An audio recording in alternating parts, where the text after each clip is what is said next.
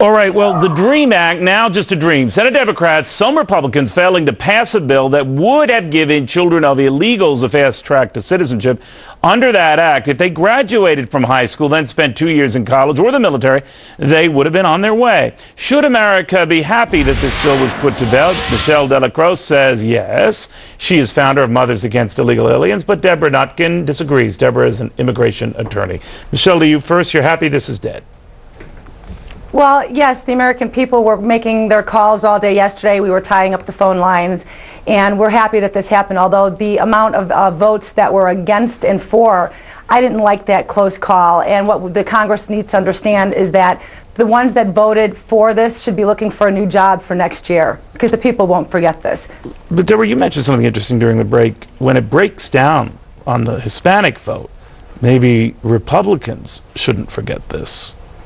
Well, yes, I think that that's true, and I think after the primary we may see something different. The fact of the matter is that the majority of the Senate, I believe, does support the DREAM Act. This was a procedural vote where 52 senators voted to move forward and 44 didn't, where you need 60% to continue discussion. All right, well, I have no idea what you're saying, but bottom line, it didn't advance. But your concern for the DREAM Act was that it would have provided a path to citizenship for people who aren't going anywhere, right? Right. Well, it would have provided a legalization for probably the most innocent victims of our broken immigration system. Children who were brought here when they were babies, who don't even know their own country, who only know the United States, speak English. And all that. This bill does not pick up a tab for this education. In fact, this bill says that these children that are going to be regularized will not be entitled to federal grants or scholarships such as Pell Grants. They may have student loans,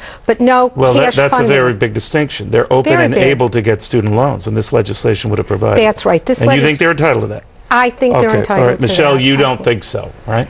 Absolutely not. And you know, the hypocrisy by lawyers who are promoting the illegal alien walk of life here in America by aiding and abetting an amnesty, which that's all that this was. The DREAM Act here was a mini comprehensive immigration bill, and what it did is it's not for education. It's about giving them migration here by saying, well, this is a legal way of doing it for these children. The reality is each child will do exactly what an anchor baby will do, which would be to bring in the entire rest of the family. So you were afraid, Michelle, more not that this was necessarily an awful idea, but that it would have led to much more awful things, right?